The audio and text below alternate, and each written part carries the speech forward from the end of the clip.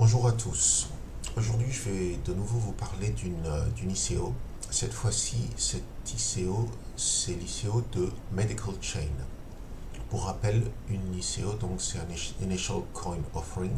C'est quand une société ou un groupe de personnes ont une idée, un projet et qu'ils cherchent du financement sous forme de vente de tokens, ce qu'on retrouve ensuite parmi toutes les crypto-monnaies, qu'on devrait parfois plutôt appeler crypto-tokens. Donc, si je vous parle aujourd'hui de Medical Chain, c'est parce que c'est à la fois un projet intéressant, mais aussi un très bon exemple de comment on peut utiliser la blockchain. Alors, Medical Chain, c'est quoi? C'est l'idée que les médecins, les laboratoires et les patients ont tout intérêt à travailler ensemble, c'est-à-dire que les médecins et les laboratoires ont besoin de connaître un maximum d'informations au sujet des différentes pathologies à travers le monde et si possible de pouvoir avoir un maximum d'informations pour pouvoir les recouper, pour pouvoir ensuite préciser les traitements. Et Medical Chain, justement, a ça comme objectif. L'idée, c'est que lorsque des personnes se font traiter, lorsqu'ils passent auprès lorsqu'ils font des analyses médicales, les cabinets qui s'occupent des analyses médicales ont le droit, donc avec l'accord bien sûr de leurs patients, de remonter les informations sur la blockchain, de façon bien sûr parfaitement cryptée pour que n'importe qui ne puisse pas y aller. Et ensuite que les laboratoires puissent, encore une fois, avec l'accord du patient, consulter les données qui le concernent, et pour une période limitée. Donc voilà l'idée de Medical Chain et le fameux token qui va être créé. Il va servir à quoi? Il va permettre notamment aux patients de payer son docteur pour une consultation normale, mais cela va également permettre au laboratoire de payer les patients l'accès à leurs données pour une période limitée. Donc en fait, les laboratoires qui gagnent de l'argent avec la vente de leurs traitements, de leurs médicaments, vont pouvoir reverser une partie de ces sommes aux patients qui sont d'une part leurs clients puisqu'ils achètent les médicaments, mais également permettent de mettre au point ces médicaments et donc ils reçoivent une rémunération pour cela qui leur permet donc de nouveau d'aller chez le médecin. Voilà, donc c'est une chaîne qui est assez intéressante et ce qui est vraiment bien avec la blockchain, c'est que cela permet donc de donner un accès rapide et très sécurisé à l'ensemble de ces informations. Alors, ce qui est intéressant de noter, c'est que Medical Chain ne va pas utiliser la blockchain, je ne sais pas, du Bitcoin, ça paraît assez logique puisqu'il n'y a pas vraiment de quoi faire des smart contracts, mais il ne va pas utiliser non plus, par exemple, Ethereum ou Neo ou une de ces autres solutions qui permettent de faire des smart contracts. Ce qu'ils vont utiliser, c'est le Hyperledger.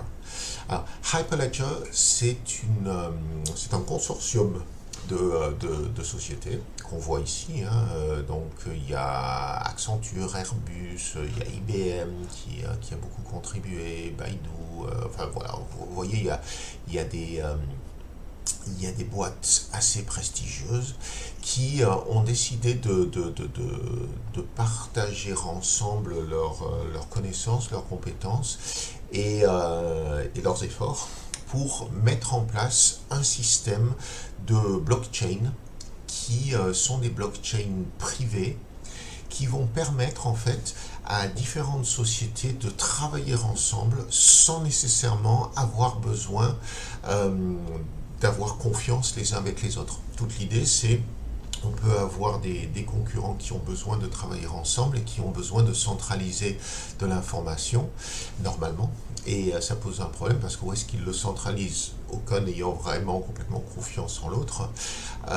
Et donc la blockchain peut être une très bonne solution puisqu'on n'a pas besoin de centraliser. Au contraire, les données sont décentralisées et le consensus est partagé entre différents membres. Et donc la particularité avec Hyperledger et avec ce type de blockchain, c'est que ce ne sont donc pas des blockchains avec des mineurs inconnus, au contraire, ce sont que des mineurs qui sont connus. Donc c'est un ensemble de groupes, donc parmi les utilisateurs du blockchain, qui vont faire le minage. Donc c'est une autre façon donc d'utiliser le blockchain où le partage de consensus se fait donc entre les différents membres d'un groupement qui ne se font pas nécessairement confiance.